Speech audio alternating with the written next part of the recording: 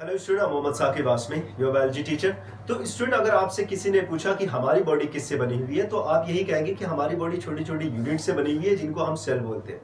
और अगर और डिटेल में किसी ने पूछ लिया कि आखिर ये सेल किससे बनी हुई है, तो आपने ऑलरेडी केमिकल एनालिसिस किया हुआ है सेल का। जो फर्स्ट लेक्चर मेरा था वो केमिकल एनालिसिस के बारे में ही था। तो हमने उसमें बात की कि जब हम एक सेल का केमिकल एनालिसिस करते हैं, चाहे वो वेजिटेटिव सेल हो या फिर किसी लिवर टिश्यू को हम ग्राइंड करके ट्राइक्लोरो एसिटिक एसिड के साथ मिक्स करके जब हम उनको फिल्टर करते हैं, तो हमें फिल्ट्रेट और रिटेंटेड मिलता है। तो उस टाइम पे हमने बहुत सारे मॉलिक्यूल देखे थे। More than 1000 types of molecule have been observed that time. और उसमें से हम सारे मॉलिक्यूल को तो पढ़ नहीं सकते। हमने पहले primary metabolite and secondary metabolite में उनको कन्वर्ट किया, उनको क्लासिफाइड किया, मैक्रो मॉलिक्यूल माइक्रो मॉलिक्यूल में क्लासिफाइड किया। और उसके बाद हमने उनको देखा ऑर्गेनिक और इनऑर्गेनिक में हमने उनको क्लासिफाई किया। और उन्हीं मॉलिक्यूल में से कुछ मैक्रो मॉलिक्यूल के बारे में जब हम बात कर रहे हैं, तो कुछ मॉलिक्यूल है जिनका नाम है न्यूक्लिक एसिड। कुछ मॉलिक्यूल मिले थे, उन मॉलिक्यूल्स का नाम था न्यूक्लिक एसिड। अब ये न्यूक्लिक एसिड है क्या? नाम पहले से ही सुना होगा। ऑफ कोर्स आपने जब पढ़ा होगा डीएनए के बारे में, तो सारे लोग जानते हैं, चाहे वो बायो की स्टूडेंट हो या फिर बायो की स्टूडेंट ना हो, उनको डीएनए के बारे में पता है। तो जब भी आप डीएनए के बारे में बात करते हैं, तो आपको पता चलता है कि डीएनए का full form deoxy nucleic acid है, आरएनए का full form ribo nucleic acid है। मतलब ये दोनों एक टाइप के न्यूक्लिक एसिड है जो हमारी बॉडी में पाए जाते हैं। तो सेल जो होती है ना, उसमें आपके न्यूक्लिक एसिड भी पाए जाते हैं। अब न्यूक्लिक एसिड है क्या? न्यूक्लिक एसिड एक टाइप के मैक्रो मॉलिक्यूल्स होते हैं। ये होते हैं आपके मैक्रो मॉलिक्यूल्स। अब आप कहोगे कि सर आप इनको मैक्रो मॉलिक्यूल कैसे कह सकते हैं? तो इसलिए कह सकते हैं क्योंकि ये ढेर सारे बिल्डिंग ब्लॉक से मिलकर बने होते हैं। अब देखो, जैसे कि आपने देखा होगा स्टार्च, ढेर सारे स्टार्च मिलके आपका पॉलीसैकेराइड बना रहे थे। सॉरी, ढेर सारे ग्लूकोज मिलके आपका पॉलीसैकेराइड बना रहे थे, या ढेर सारे अमीनो एसिड मिलके आपका प्रोटीन्स को बना रहे थे। उसी तरह से ढेर सारी यूनिट्स या बिल्डिंग ब्लॉक्स, जिनको हम न्यूक्लियोटाइड कहते हैं, वो जब न्यूक्लियोटाइड ढेर सारे मिलेंगे तो क्या बनाएंगे? न्यूक्लियोटाइड। जब ये ढेर सारे न्यूक्लियोटाइड आपस में मिलेंगे तो ये बनाएंगे न्यूक्लिक एसिड को। तो आप याद रखें कि जो न्यूक्लिक एसिड है, उनकी बिल्डिंग ब्लॉक्स का नाम जो है वो है न्यूक्लियोटाइड। यानी ढेर सारे न्यूक्लियोटाइड आपस में मिलेंगे तो फिर न्यूक्लिक एसिड बनेगा। तो एक टाइप का ये पॉलीमर होता है। और अब एक दो न्यूक्लिक एसिड न्यूक्लियोटाइड तो मिले नहीं है, 1000-2000 न्यूक्लियोटाइड, अब more than 1000 nucleotides have been assembled together. और ढेर सारे न्यूक्लियोटाइड जब साथ में जुड़ते हैं, तो वो मॉलिक्यूल माइक्रो मॉलिक्यूल नहीं रह जाता, वो मॉलिक्यूल बन जाता है आपका मैक्रो मॉलिक्यूल। और जब वो शुरू में जब आपका सेलुलर वो केमिकल एनालिसिस किया गया था सेल का, तो उसमें जब हमने रिटेंटेड देखा था, रिटेंटेड का मतलब एसिड इनसॉल्युबल जो फ्रैक्शन था सेल का, क्योंकि एक soluble fraction acid soluble fraction था और एक एसिड इनसॉल्युबल फ्रैक्शन था। तो जो एसिड इनसॉल्युबल फ्रैक्शन था, उसके अंदर ये दिखे थे न्यूक्लिक एसिड। ये वहां पे नहीं दिखे थे, जो आपका फिल्ट्रेट था उसमें नहीं दिखे थे, ये ऊपर ही ऊपर रह गए थे, क्योंकि ये मैक्रो मॉलिक्यूल, इनका जो मॉलिक्यूलर वेट होता है वो ज्यादा होता है, इसीलिए हम बोल रहे हैं। हाँ, न्यूक्लियोटाइड को आप माइक्रो मॉलिक्यूल कह सकते हो। अब ये माइक्रो मॉलिक्यूल जब मिलेंगे तो आपका मैक्रो मॉलिक्यूल बनाते हैं, तो एक टाइप के पॉलीमर होते हैं। ओके, अब हम बात करते हैं न्यूक्लियोटाइड के बारे में। देखो, पहले न्यूक्लियोटाइड को समझेंगे तो ही न्यूक्लिक एसिड समझ में आएगा सबसे पहले। क्योंकि देखो, जब तक अमीनो एसिड को नहीं समझेंगे तब तक प्रोटीन नहीं समझ में आएगा, जब तक ग्लूकोज को नहीं समझेंगे तब तक स्टार्च, ग्लाइकोजन और काइटिन नहीं समझ में आएगा। उसी तरह से जब तक आप किसको नहीं समझेंगे, न्यूक्लियोटाइड को नहीं समझेंगे, तब तक आपको न्यूक्लिक एसिड भी नहीं समझ। यूनिट को पहले समझना पड़ेगा। अगर हम चाहते हैं ह्यूमन की बॉडी की स्टडी करना, ऑफ कोर्स पहले हमें सेल से स्टार्ट करना पड़ेगा। हमें सेल में के बारे में डिटेल जाननी पड़ेगी, आखिर सेल में है क्या। तो सारी चीजें एक एक करके पढ़ने से, एकदम बेसिक चीजें से स्टार्ट करना। और ये वाला चैप्टर तो सबसे बेसिक चैप्टर में से आता है, जहां पे आप अपनी बॉडी के केमिकल एनालिसिस एक टाइप का कर रहे हैं, जिसमें आप बताओगे कि हमारी बॉडी में ये पाया जा रहा है, हमारी बॉडी इन केमिकल से बनी हुई, हमारी बॉडी इस तरीके से अर्थ क्रस्ट से काफी सिमिलरिटी शो करती है।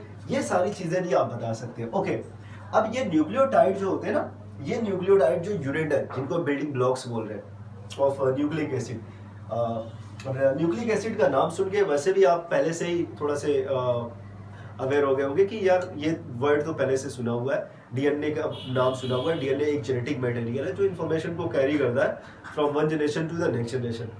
अब आरएनए के बारे में पढ़ा होगा, आरएनए कैसे बनता है, तो आरएनए जो और डीएनए दोनों अलग चीज़ें हैं, और क्योंकि डीएनए ही सिंथेसाइज करता है आरएनए को अपने जब कोई काम करना होता है या फिर जब किसी प्रोटीन को बनाना होता है, तो यही डीएनए आरएनए को बनाएगा, और यही आरएनए जाके मतलब इनके पास इंफॉर्मेशन होगी किसी प्रोटीन को बनाने की, तो ये जाके अपना काम करेंगे, प्रोटीन को बनाएंगे।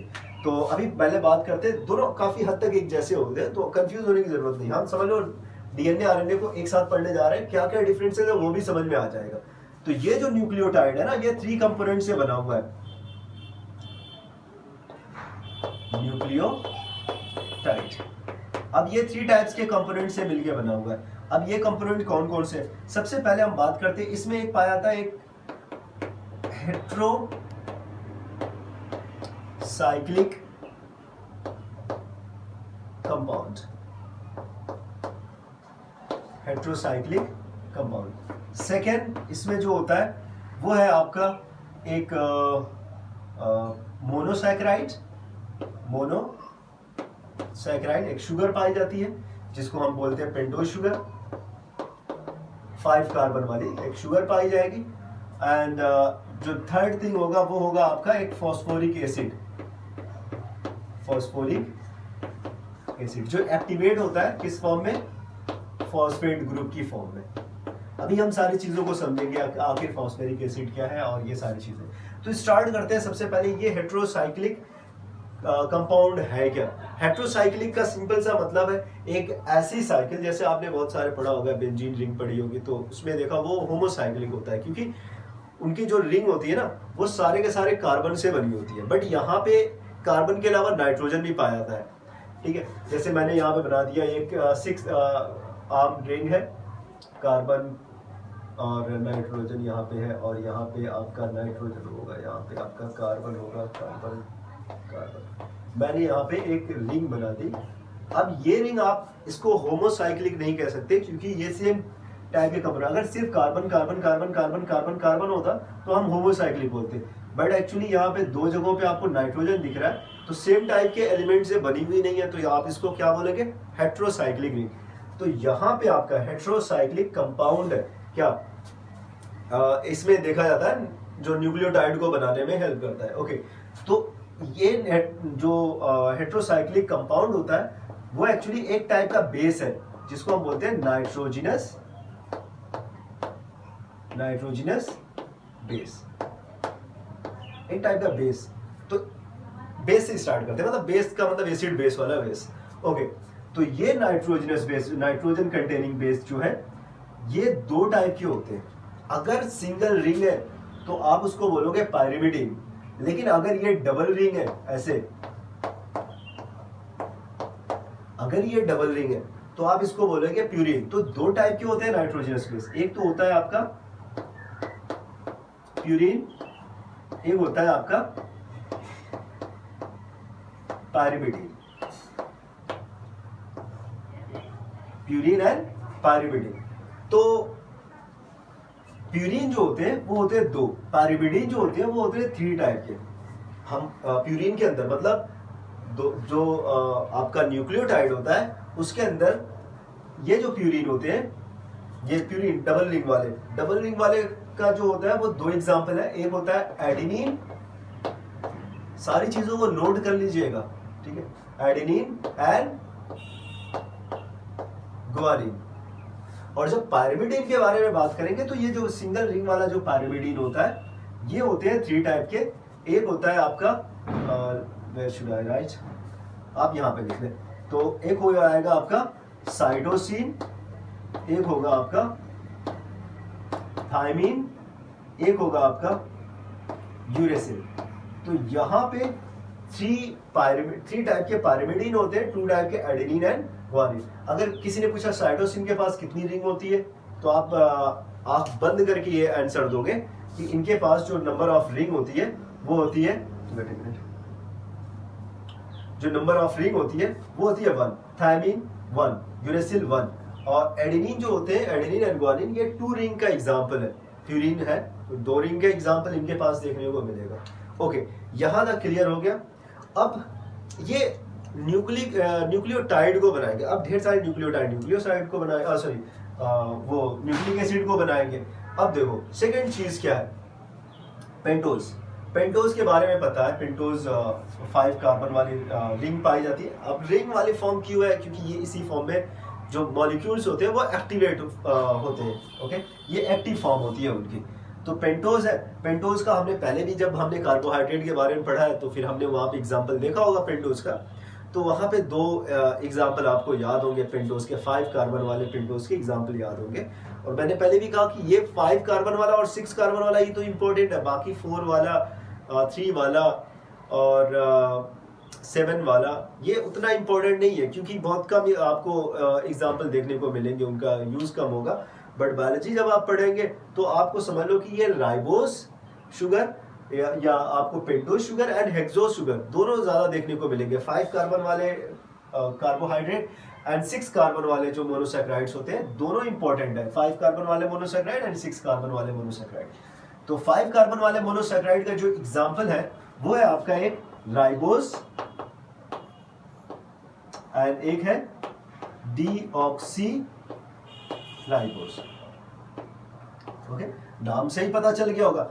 ऑफ कोर्स ये राइबोस जो है ना 5 कार्बन वाला, दोनों 5 कार्बन वाले हैं, बस इसका फॉर्मूले का जो रहता है ये C5H10O5 है और इसमें एक ऑक्सीजन कम होता है, C5H10O4 होता है डीऑक्सी में। नाम से ही पता चल रहा है डीऑक्सी, एक ऑक्सीजन कम होता है इसमें, तो ये डीऑक्सी राइबोस बनाता है।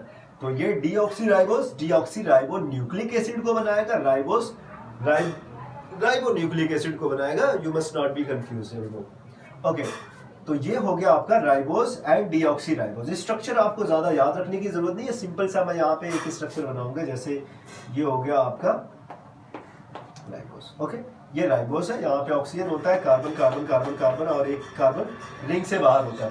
हम बहुत ज्यादा डिटेल नहीं जा रहे हैं। ओके, लास्ट आपका है फॉस्फोरिक एसिड। अब ये फॉस्फोरिक एसिड या फॉस्फेट जो है इनको हम सिंपली पी से रिप्रेजेंट कर लेते हैं। पी से हम देखेंगे अब ये किस तरीके से wait a minute,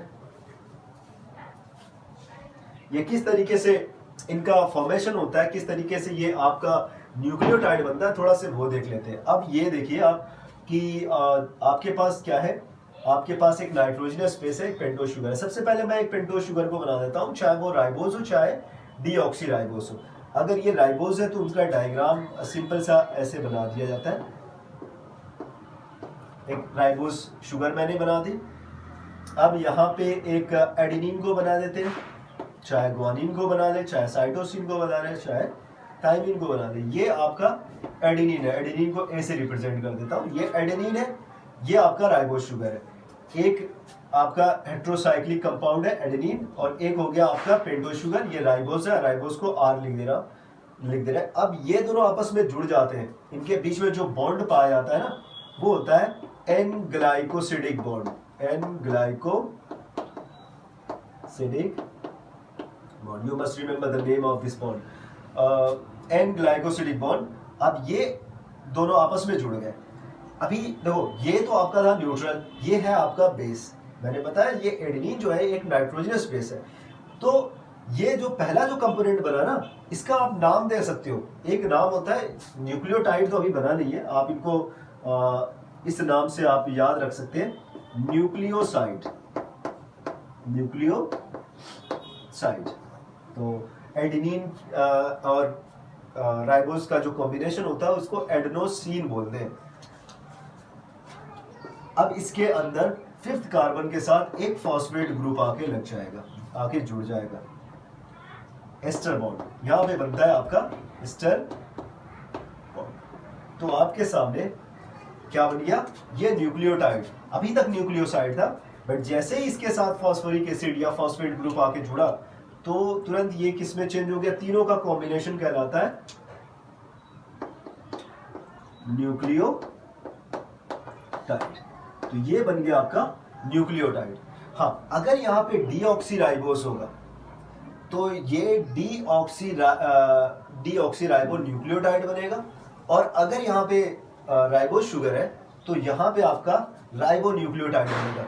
ribo nucleotides आपस में मिलके क्या बनाते हैं, राइबो न्यूक्लिक एसिड बनाते हैं। मान लेते हैं ढेर सारे राइबो न्यूक्लियोटाइड्स बने, यूनिट्स ढेर सारे बने, और राइबो न्यूक्लियोटाइड्स आपस में जुड़ेंगे तो आरएनए बनेगा, और डीऑक्सीराइबो न्यूक्लियोटाइड आपस में जुड़ेंगे तो डीएनए बनेगा।